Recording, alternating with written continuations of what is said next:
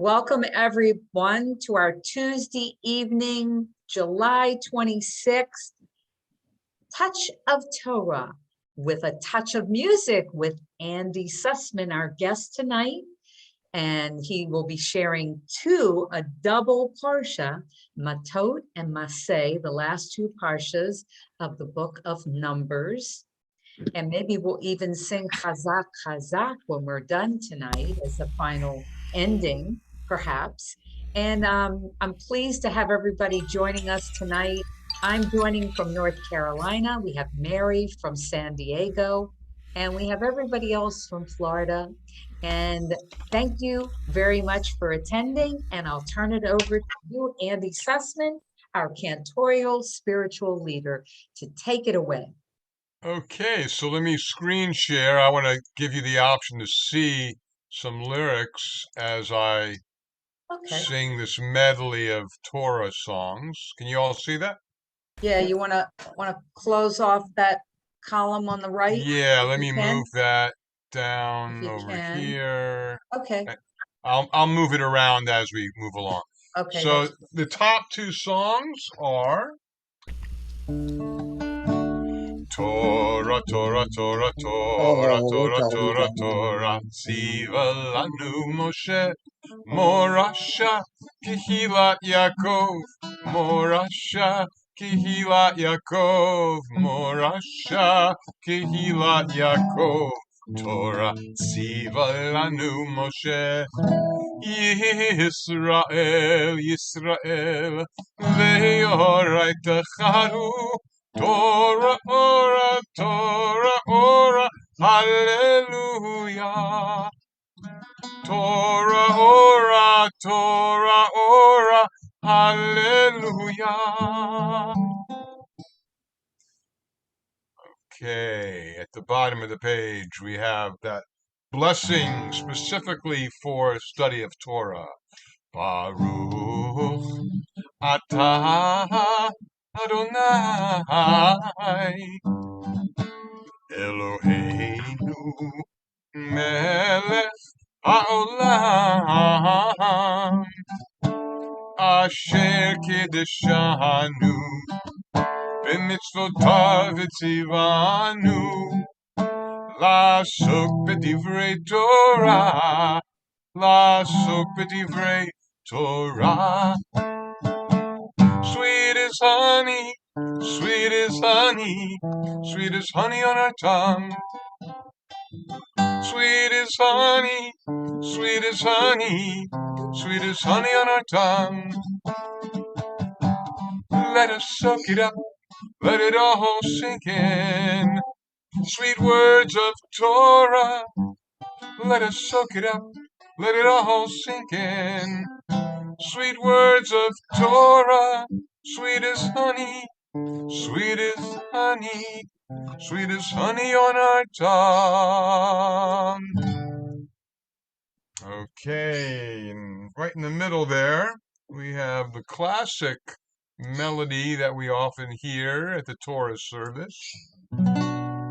It's Chaimi, the Machazikim Ba, V'tomcheha Mehushar, Deracheha Darchei Noam, V'chol Netivoteha Shalom. It is a tree of life to those who hold fast to it, and all of its supporters are happy. It is a tree of life to those who hold fast to it, all of its supporters are happy. Shalom, shalom, shalom, shalom. And there's one more song which I will stop screen share. It's not on the page, but one of my favorite is Al Shlosha Devarim. Al Shlosha Devarim. Al Shlosha Devarim. Ha'olam omed on Torah and on prayer and on deeds of loving kindness. Al HaTorah be'al ha'avodah, be'al gemilut chasadi. Okay, so as Sharon introduced, we have a double portion this week, which makes it kind of challenging to sail through the various nuances, but I'm going to make an effort. A lot of material to cover, but we're going to do it in a expeditious way. So the names of the portions: Matot, Masei, tribes and journeys. And so let me. Some of you may have took a glance at those videos I sent, a little snapshot. Hopefully you did. It's a little easier than having to read and a little entertaining too. But if you didn't, we'll figure it out. So, all right, there's our Torah medley. We'll say goodbye to that. And here is the opening of Matot, parashot Matot. Okay, so tribes. So, one thing we have to understand is that tribalism is kind of in our DNA. There are some researchers, Lawrence Kohlberg and Carol Gilligan, and I'm not too well read up on this, but a little bit, that they developed a theory of moral development where it kind of has some influences from Freud's, the id and the ego and the superego, but it's a little different. Whereas the id, ego, and superego refer to the individual, the theory of moral development is more of a communal perspective. So the first level is me, a young child, 1 or 2 years old, me. The universe is just about me. But then we matriculate to us. And then the implication is us versus them. And so you have this in-group and the out-group. And the crazy thing is that they found that only 10% of people ever matriculate to the highest level, which is us, or universalism. So the embracing all. So you've got the me, the us versus them, and then all, or universalism. So if only 10% ever embrace that highest level, it's little wonder there's constant conflict and constant tribalism. So as we discuss the portions today, and this one initially in particular, I was thinking about what's going on in Russia and Ukraine, and that's a good example of tribalism. And you had the Ukrainians who's kind of minding their own business, although they really weren't doing the bidding of Russia for a number of years. And Russia said, "We're done with it. We're going to teach you a lesson, whatever." So I find some parallels where one entity lords over another entity. But we'll just leave that alone for a second here. Let me screen share. Let's actually talk to the portion specifically. Okay, Matot. All right. Moses describes the laws of oaths Israelites battle the Midianites, and the tribes of Reuben and Gad request the option to dwell outside of Israel.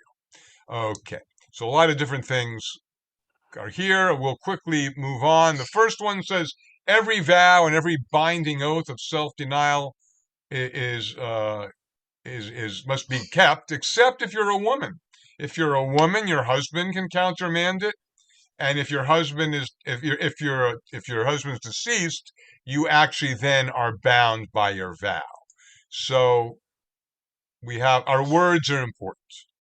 We'll just leave it at that first piece of Matot.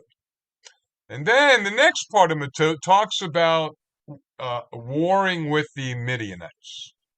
So God says to Moses, accomplish the vengeance against Midianites in order to raise the sons of Israel from their influences of idol worship and immorality. Afterward, you shall die before your people. So this was actually Moses' last instruction by God to get the Israelites to purge the area, get rid of their nemesis, and that was his last marching order, if you will. Okay, so the direction, and things in yellow, and it says, and who? You know what? Let's have Mary. Would you please read in yellow? And now kill every male among the children and every female who has known a man for sexual intercourse. You shall camp outside the camp for 7 days, and everyone who has slain a person or touched a slain person must be cleared of sin. All the utensils and garments must also be cleared of sin. Okay, so I'm going to pause there for a minute because I want to share with you something else I read. So I've got quite a number of books on Torah commentaries. This one is one of my favorite, Torah Journeys by Shefa Gold. I think you can see that. Maybe not so good. Yeah. Okay. Anyway, I'm going to read to you a little bit.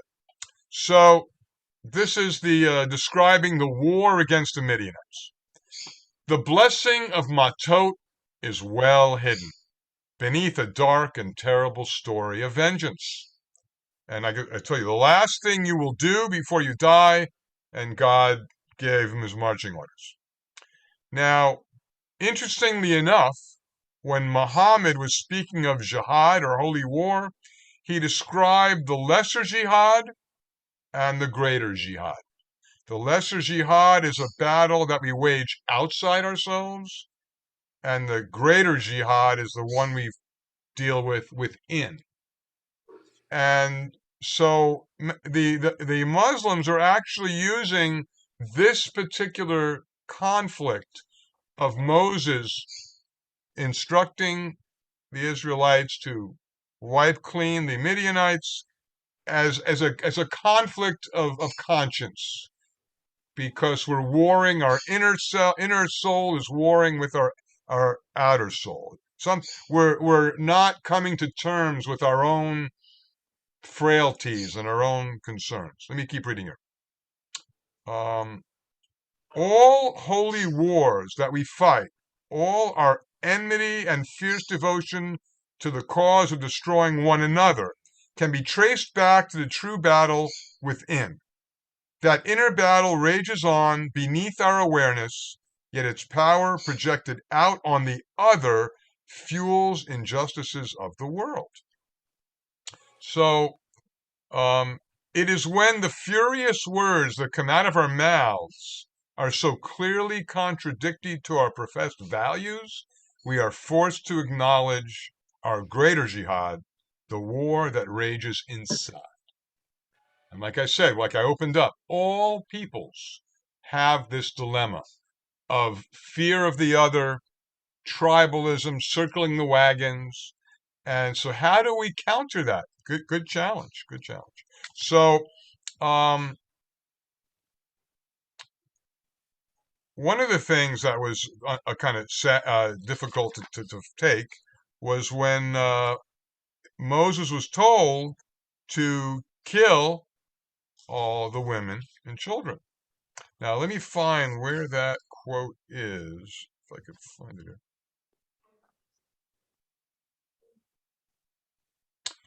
We find the blessing in Matot in the fact that although the Torah tells us Moses was commanded the Israelites to kill the women and children, it doesn't tell us whether the order was carried out. So in war, there's a constant, this soldiers are suffering deeply from casualties to their consciousness.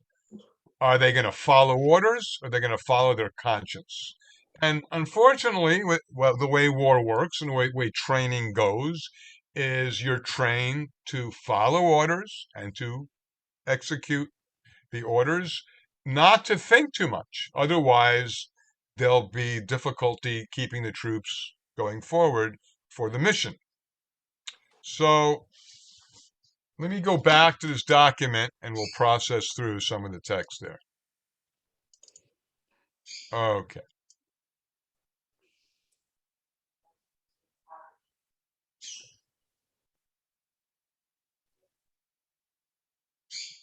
let's see here. Then God said to Moses, take up the sum of the booty seized and divide it among the warriors and among the entire community. And you shall levy a tribute for God from the warriors, and also give Eleazar the priest a donation. These tributes are listed specifically: animals, virgin females, gold, and so forth. So the problem with not the problem, but the correlation to this portion is earlier. There was the portion where the Israelites, I think it was in Chukat, that the spies didn't want to go into the land of Israel, or wanted to give it a good rating. So we have this situation where, another story in this portion, where Reuben and Gad are cattle herders, and they want to stay outside the land of Israel that was promised, because that land is really fertile for grazing cattle. It makes sense. So they negotiate a deal with Moses that they will actually fight with their brethren. They will be in the vanguard of the assault. And then once the land of Israel is secured, they will be permitted to settle outside the land. And sure enough, they stuck to their promise. Everything went well. And Reuben and Gad were allowed to settle outside the Israel proper. Okay. So if you see this, Joel, would you please read? Moses responded.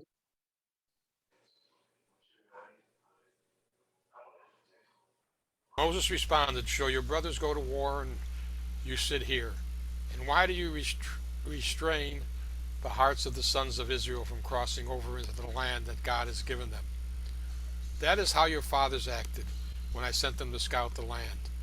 All the scouts lied about the land except for Caleb and Joshua, who followed God. Remember how the anger of God was stirred, and God made the scouts wander in the wilderness for 40 years until that generation had come to an end. Okay, so real quick, let me just comment. So when that portion and the scouting of the land, that was only 2 years into the Exodus.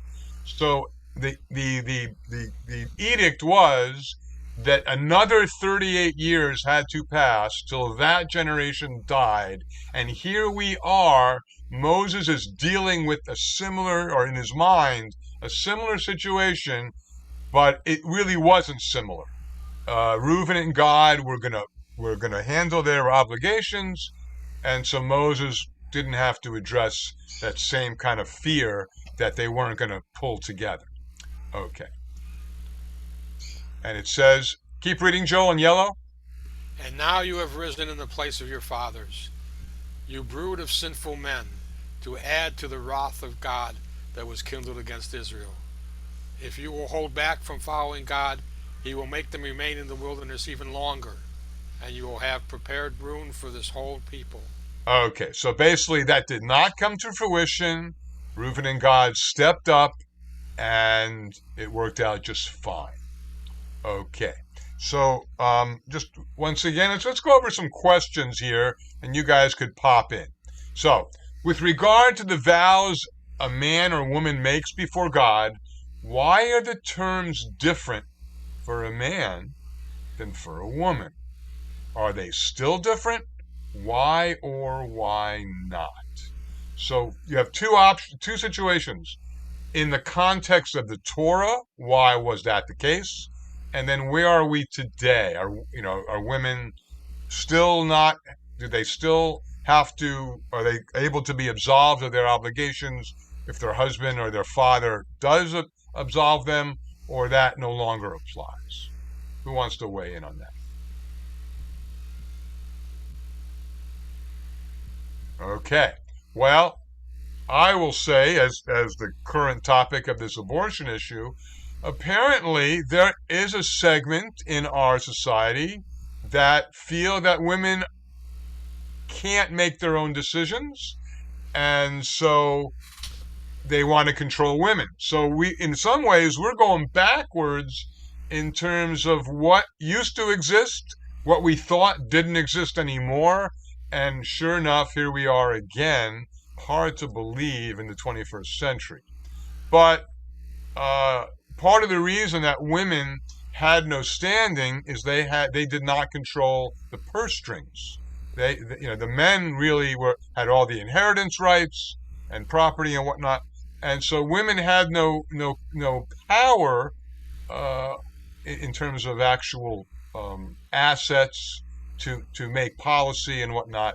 Although, as we learned in the last portion, that the daughters of Zelophehad actually were able to get a concession that they could keep their wealth if they only married within the clan.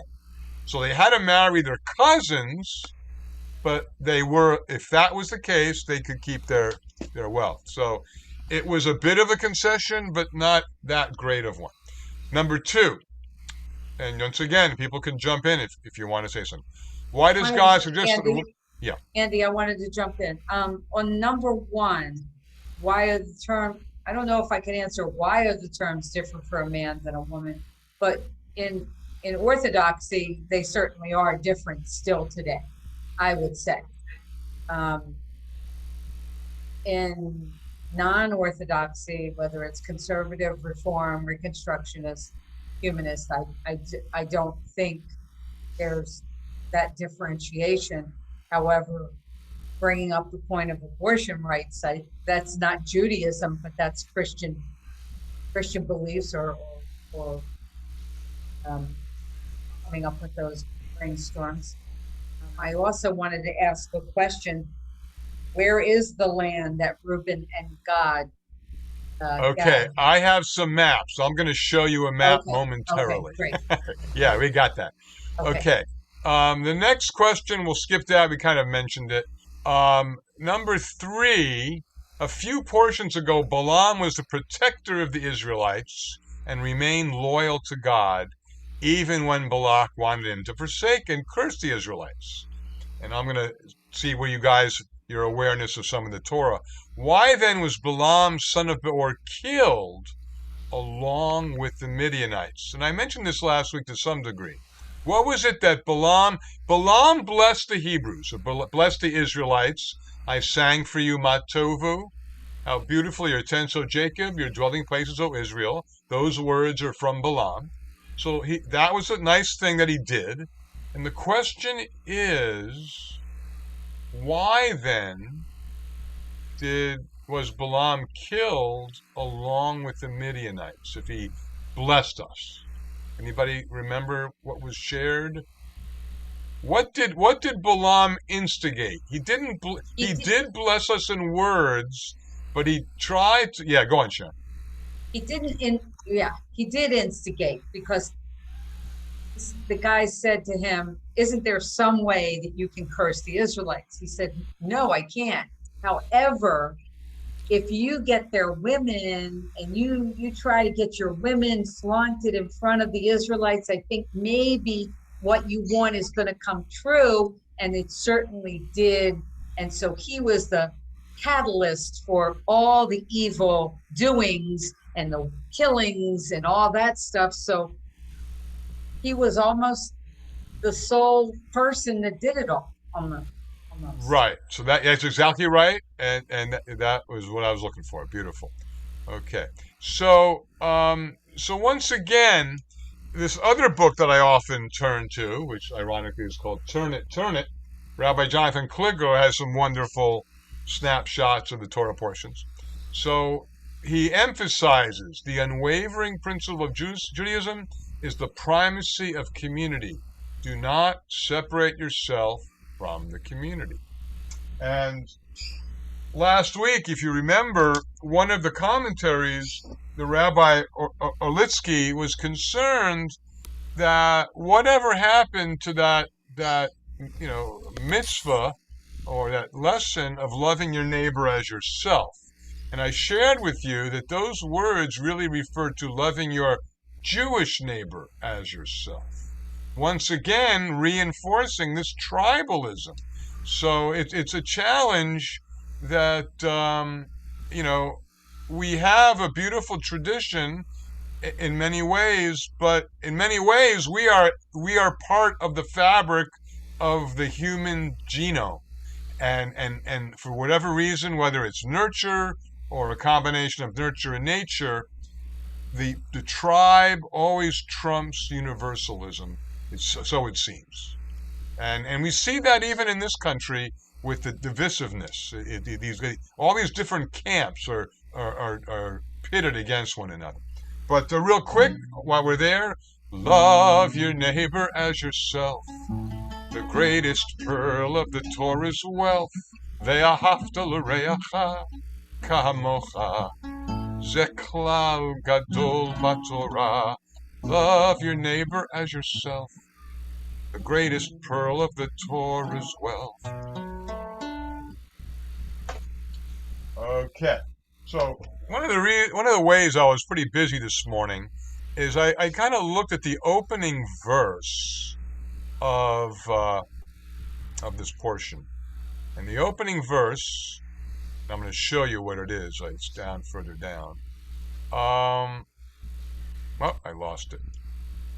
Oh, you know what? It's the next portion. Okay, so I think we're done discussing this portion. Okay, let me stop screen share. And anybody have any closing comments before we move on? So tribes, matot is tribes. We talked about how the tribes rallied together to. Oh, that's right. I promised you that I'd show you a map. That's right. My bad. Let me get that map up here. Here's the map. Okay, we've got a few maps. Now, you'll see that in the next discussion. There were 42, count them, no, you can't see them, but they're not all specified here. There were 42 different encampments over the 40-year period. Some places we stayed a week or two, some places we stayed a year or more. It's a whole journey. So Sharon asked me a specific question. You will notice, let me make this larger. It's pretty small. Sorry about that. Boom. Okay, I've got several maps to show you. So we'll start with this one and we'll move around throughout the different maps. Okay, you'll see the land of Goshen is in the top, near the top left quadrant. That was fertile land. While much of Egypt was suffering from drought or famine, Goshen seemed to still possibly be fertile. But at some point, the Israelites had to get out of Dodge. So this map shows in red one estimated route they followed. And they went down along the Red Sea to the southern point to Mount Sinai. Remember, the Israelites were at Mount Sinai 7 weeks after their exodus. So they made some good time getting to Mount Sinai, and shortly thereafter receiving the 10 Commandments. And then that's when things started to drag out, when the Israelites were not so compliant and kvetchy. Okay. I remember Sharon's joke about what baseball joke about what position you played, and a baseball joke, and it was kvetcher. Anyway, so you'll notice off to the right, we went from the top left to the bottom right, there's the land of Midian, the Midianites. Okay, now that was not where they actually made the final entrance into the land. It's further north. Okay, that's one map. I got a few other maps. And, oh, sorry about that. Notice at the bottom is where Mount Sinai is. And real quick, just geographically, the center of Mount Sinai elevation is probably, round numbers, about 6,000 feet. It's very cool in the summertime. Even it's cool at night. Okay, another map. You'll see this one kind of shows more how they processed up on the east side of Canaan. And then there's Mount Nebo, or Nevo, where that is where Moses died on Mount Nebo. His last gander across the Jordan before he passed. Okay, and once again, I'll remind Sharon, once again, at the bottom right, here's Midian down here. Okay, all right, and I got one more map, even more interesting. So So once again, keep in mind that these battles were constant. There are many different peoples that had to be conquered in order to take possession of the promised land. So you have the Midianites down here toward the southern area by the Sinai, and then as they processed north, they dealt with the Moabites. And remember, the Moabites were where Balak was from. And they were also, considered a threat and so forth. So, yeah, those are the maps I have for you today. And in answering your question, Sharon, about the land that what's it called? Reuben and Gad settled. All right, here's the Dead Sea, and this line is the Jordan. See where I'm kind of going up and down there? Straight up and down here? That's the Jordan. They were on this side of the Jordan, probably about here. Everybody else settled inside Canaan. But okay, they settled on the east side of Canaan. Okay, so we'll leave that alone. So now here's MASEI. Okay, next story. I spent a lot of time on this particular portion. So I want to share with you real quickly, this book is coming to a close. And we began with Bamidbar. And Bamidbar literally is referred to as in the wilderness, but that's not really what it means. It means in the place of speaking, in the place where they could hear God speaking. So here we are at the end of the portion of the book, and we're going to be transitioning into the last book, Devarim, which means words. So the first book, Bamidbar, also referred to as Numbers. Now, why was it called Numbers? Because several censuses were taken during those various chapters, because we were very restive, and there were different confrontations with other peoples, and we were losing soldiers, and we constantly had to keep track of who we could count on going into battle. And that was why it was aptly named Numbers, because technically that's not the name given by the scholars of the Torah. That was just a redacted name by scholars, not necessarily Jewish ones, but that's why they refer to it as Numbers, as a totality. It's a singular focus of what has been going on during the book of Bamidbar. Okay, all right. So having said that, this last portion is called MASEI. And I'm going to share with you the fascinating thing that when we look at Hebrew and we try to get a handle on what are the words really saying, sometimes you have to consult different sources. So I consulted 7 different chumashim, 7 different books, and I'm going to share them with you very simply here. So the opening phrase says, "These are the journeys of the people of Israel, which went forth out of the land of Egypt with their armies under the hand of Moses and Aaron." Now, guess what? Each translation attacks it or shares a slightly nuanced variation of translation. So I'm going to scroll down, and we'll go back up in a minute. Sorry about that. So here we go. I should have used highlighting, but here we go. So the first one says, "These are journeys."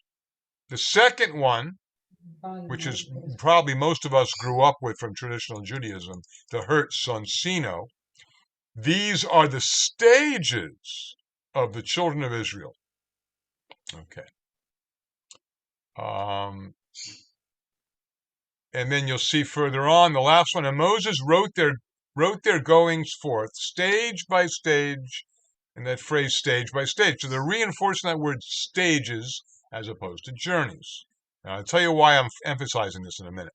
The next one, R.E.A. Kaplan. Back to the word journeys, but instead of children of Israel, he uses the word Israelites. And he says left Egypt. Okay. The next one caught my eye. Eitz Chaim. This is the conservative movement Chumash. These were the marches of the Israelites. And the reason why that caught my eye is you march into battle. And so that I thought was quite interesting. Okay. All right. Now, here's something else. Go back up here, Living Torah. Moses recorded their stops along the way. They talk about stops. In Eitz Chaim, Moses recorded the starting points of the various marches. The stopping point, the starting point. So now, another one. Here we go. Now, this one, Samson Raphael Hirsch, uses the Hebrew terms.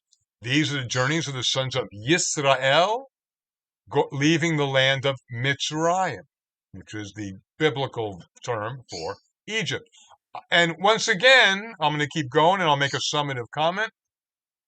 This next one by Everett Fox, he has some interesting deals here. One of Everett Fox's hallmarks of when he uses the names of different Hebrew, pronouns, he actually spells it in the Hebrew. So it's not Moses, it's Moshe. It's not Aaron, it's Aharon.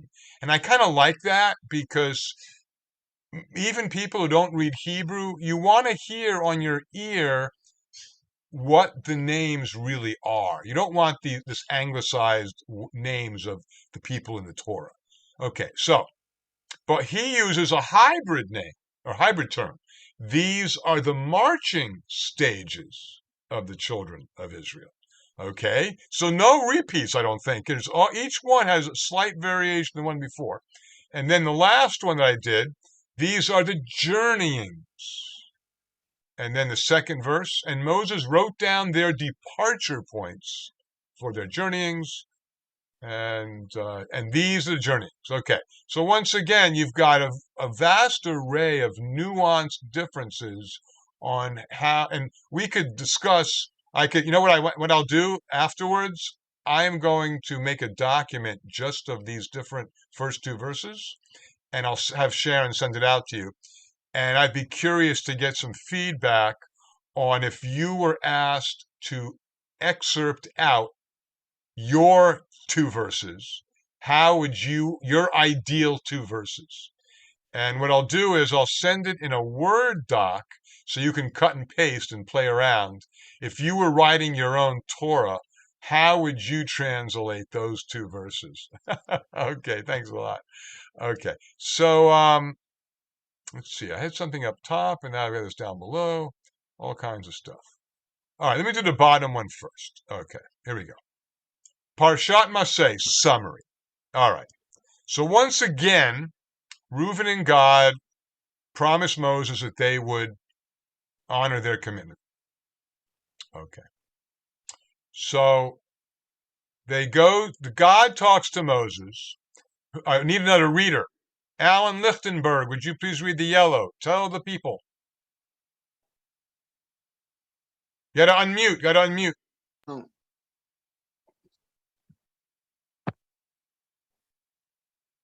Hoping I might mute away. Anyway, tell the people that when you cross into the land of Canaan, shall drive out all people who live there and destroy all their symbols, idols, and places of worship. I have given this land to you. If you do not drive out the people who live there, then those left behind will become like a thorn in your side. They will oppress you as enemies in the land in which you dwell, and will come to pass that what I have intended to do to them, I will do to you. Oi, that's a pretty heavy thing to have to read, that this is in our Torah. And it also, you'll see this again in Deuteronomy, some of that, those, got to follow my commands, please. Okay.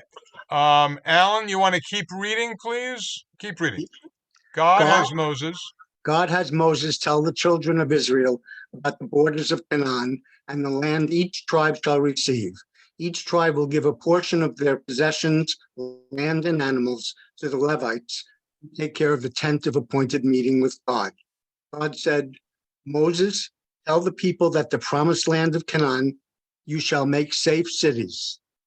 These cities of refuge shall be a safe place for people who murder until that person has been judged innocent or guilty. There shall be 6 safe cities, 3 on this side of the Jordan and 3 in Canaan. Okay, so we'll talk about that in a little bit. Just want to keep going. So I underline a few key lines here. No one may be killed on the words of only a single witness. So our system of justice today largely had its seeds in Mesopotamia and in Jewish law. You know, the evolution of the court system in Europe and now in America all had its origins in the Middle East. Okay. And once again, I mentioned to you that there's a reference here, once again, about the inheritance of the women, and Zelophehad's daughters try to come up with an addendum to the original discussion. And once again, in yellow, these daughters must marry someone in the family of their father's tribe so that no inheritance leaves the tribe. Once again, they can get their inheritance, but they have to marry a cousin. So their pool of prospective of dates is limited to their own tribe. They can't have an out of town affair kind of thing. Okay, so a few questions. I'll like you guys to pop in here. Okay, this is a good one. So you can unmute. What is the difference between thou shalt not murder and thou shalt not kill?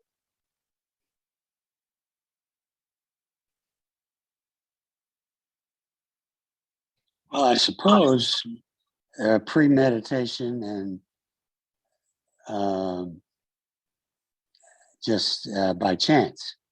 Absolutely. Premeditated, first degree, second degree, versus manslaughter, 2 different things. So the whole premise of these refuge cities was to allow justice to be meted out until it could be ascertained whether it was an accident or whether it was malice aforethought. Thank you, Stanley, for weighing in on that. Okay, so we're certainly allowed to kill in self-defense. That's one issue. And then, of course, if it's an accident, that's a second tier. And then, of course, premeditation is, of course, an egregious violation. Number 2, why is it important to always have 2 witnesses before judging someone innocent or guilty? I'll let you guys give me your frame on that.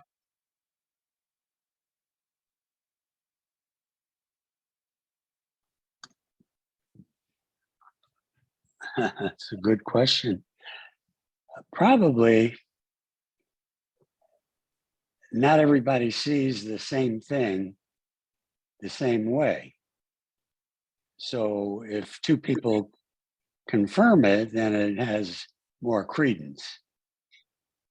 Yeah, absolutely. And I'm not a lawyer, and of course, Rabbi Barry would be our resident expert, but many of you perhaps have years of experience. If there's a murder trial, there's probably multiple witnesses. Is there a minimum number of witnesses that they bring forward before pronouncing someone guilty or whatnot? How does that work? Innocent until proven guilty. Yeah. And then, of course, there's circumstantial evidence, which is not necessarily eyewitness evidence. So I guess it's a collection. Each trial is a unique. The ultimate deal is to present a case and persuade the jurors to see it your way. But here in the Torah, 2 is, I guess, the minimum. That has to be, like you said, different perspectives. And the third one, go ahead. Andy, sorry. Yeah, sure.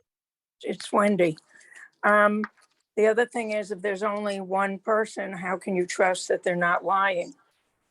Well, I appreciate I agree with you about the lying factor, but Stanley kind of gave a little more of a generic touch to it. Rather than assume they're lying, two people can see the same thing and report what they saw, but they saw different things. So yes, I agree with you. It could be lying. Yes, another person is a hedge against one person lying, or just they saw different things. They're not necessarily lying, but yes. And I'm wondering why not 3 or 4 witnesses, but that's Exactly. okay. But wait, Andy, Yeah, go ahead. if you've got two people saying something, if they saw different things, it's the same story. Even though you have two people, they could still see two different things. Well, like I said, one person can say he killed him and one person say he didn't kill him. Not that one is lying. Anyway, but you're right. The bottom line is, if one person refutes the other, then there's going to be further inquiry. That's the key. The bottom line is you're not going to rush to judgment. You're going to lean in a little further and try to get to the bottom of what really happened. So, okay. The third, anything else, Wendy, you want to say? Oh, thank you. Okay. The third one, do you believe that people who murder out of hatred should be put to death? Why or why not?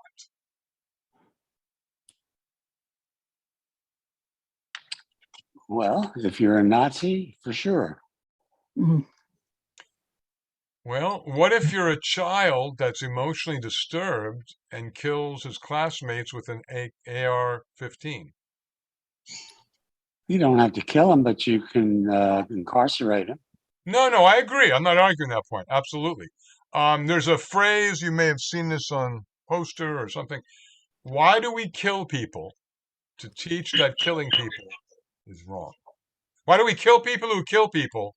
To teach that killing people is wrong. So that's an argument against the death penalty. And correct me if I'm wrong. Some of you may know this better than me, but was Eichmann the only person ever executed in Israel in the death penalty? No one else was executed? I don't believe they have a death penalty in Israel right now. There you go. I think that's true. Yeah. So, okay, thank you. All right. So, Can I say something else? absolutely.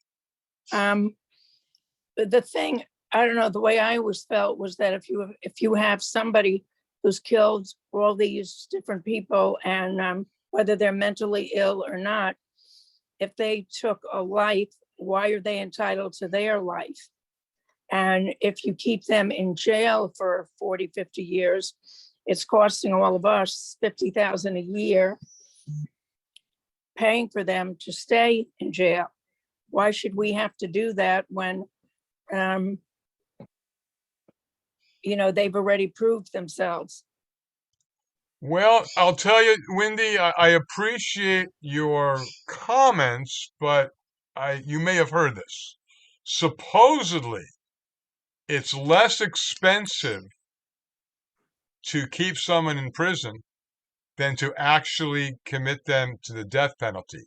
Because what happens is you set in motion a whole sequence of petitions against that, and the cost of that litigation is maybe more expensive. Well, that's only the way we do it in this country. It shouldn't be that way, Well, because it's really absurd. well, but also getting back to what you said about innocent or not innocent, as we've seen that many times people accused and found guilty are actually innocent, but the system has failed them. And if you execute them, the window to perhaps exonerate them 10 or 15 years later will have vanished. So the question I is, understand what you're saying, but it's not many people. We're talking, what, 2%? Or No, not? that's a good question. That's a really good question. Um, well, I think it might be more than that, but that's If a it good. was that common, it wouldn't make the news every time it happened.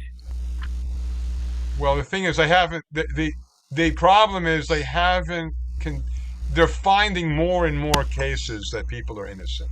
So it's our society is trying to lean toward allowing that potentiality to come to the fore. So that could be a whole Yeah, but wait a discussion. minute, wait a minute. I have to argue this. How many times was it known early on at the trial that this person didn't get to call up his witnesses, or this person, they didn't show the evidence, they will know, they may know that stuff early on. So it's not like, some of this stuff, I grant you, isn't found out till years later. But I don't know. I'll have to look it up and see what I can find out about those percentages. Yeah, absolutely. That could be a whole discussion point. Joel, go for it. 4 to 6%. Okay. And 5% of individuals are actually innocent. That means it's 1/20th of the criminal cases result in a wrongful conviction. So 1 out of 20. So the question. That means they didn't have good lawyers. Oh, no. That's not true. If you look at the cases where they're deemed innocent after a conviction, and the evidence that comes up is many times that there was improper trial, the police did not do their work, the information given was incorrect. You have to go over it case by case, but most of the time, and very many of those are also poor people who can't defend themselves properly. They have to rely on That's what I'm system. saying. Right. And if you know anything about the system, if you don't have a good lawyer, your percentage of the people that are going to get off even if they're innocent is much different than with people that hire particular lawyers that are capable of getting them off. Yeah. So we had a president recently that hired good lawyers,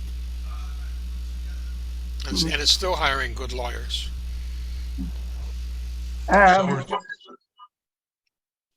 There are definitely cases where there's no question that the person is committed a heinous crime, such as McVeigh, the Oklahoma City bomber, was put to death, rightfully so. And there's a lot of cases just like his. There's no doubt. The Unabomber, or Jeffrey Dahmer. Well, there's a good one. There's definitely people like that, and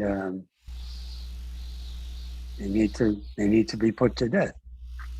Well, let's address that briefly. So, I totally agree that their particular crimes rise to consideration of the death penalty. But keep in mind, what is the motivation for us as a society to do that? Because it is not a deterrent. The death penalty is not a deterrent whatsoever. So basically, it's an act of vengeance by society. We're trying to feel better about a situation. Now, I'll say briefly, and we could carry on. Right now, we all paid attention what's going on in Broward County with Nicholas Cruz. I will say this, it's being recorded. Personally, first off, I lost 2 students in that situation. And I actually sang at their funerals, El Malay Rachamim. But aside from that, I don't have any anger or enmity toward that child. I am more concerned that we have yet to address the systemic failures that have allowed those issues to continue, and we have shooting after shooting after shooting. So why are we so busy looking in the rear view mirror when we have things coming at us and the children are at risk and we are distracted? Well, look at all the ones that they're saying are,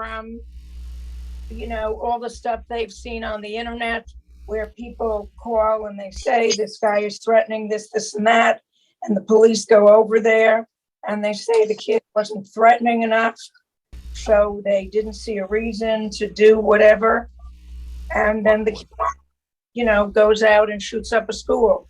Well, once again, the systemic failures. There's red flags, red lights flashing. How come things are not addressed? You could buy an 18 or 19-year-old cannot buy a can of beer, but he can buy an assault rifle. How crazy is that? Anyway, one last comment, and you guys can also weigh in. So I want to thank you all for coming. It's been a roller coaster. We packed a lot in. But real quickly, you probably noticed, if you didn't, the number 42. And so there were 42 encampments during the 40 years. And I don't know if you guys are familiar with that book, The Hitchhiker's Guide to the Galaxy, but the number 42 is the secret to the universe. Now, I don't know if there's a correlation between those two, but here's the deal.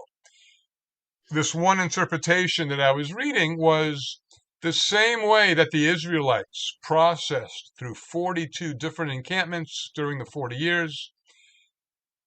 We ourselves have different events in our lives that we need to process. And remember what I said, we have the inner struggle and the outer struggle. And many times the outer struggle is a veil hiding what's going on internally. So when Moses was willing to mete out God's last directive to vanquish the Midianites, it is possible, maybe he was angry that he wasn't given the right to go into the promised land, and the whole thing got convoluted. And so we have to come to terms with our own conscience and how we interact with the other. And I'll say one last thing. We began as the Hebrews. Ivri means the other. Avram was the other. He felt ostracism. He left home and charted a new course. So I would say that let us look within and try to feel what the other feels. And before we act with vengeance, we consider option B, which is compassion. So I do have a song, but before I sing it, anybody want to share?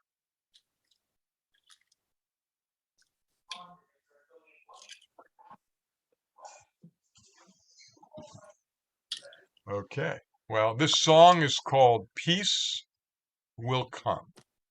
And speaking of peace will come, I don't know if you all saw, but on Thursday evening, Rabbi Barry is involved in a rally, abortion rights, at the Unitarian Universalist Fellowship in Boca Raton off of Glades and Andrews. And I will be there, maybe sing a song or two, and we'll support Rabbi and support what's going on to try to right the ship with abortion rights in Florida and at some point nationally as well. So this song is by Tom Paxton. It's called Peace Will Come. Peace, peace will come. Let it begin with me. We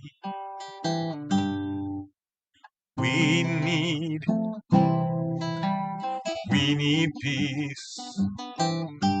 Let it begin with me. Oh, my own life is all I can hope to control. Oh, let my life be lived for the good of my soul.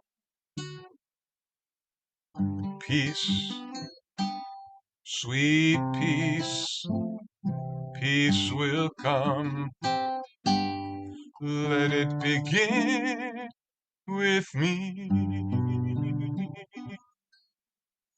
And Sharon asked for a closing reference to Chazak, V'nit Chazek. Chazak, V'nit Chazek. Chazak, V'nit Chazek. Chazak, V'nit Chazek. Chazak, V'nit Chazek.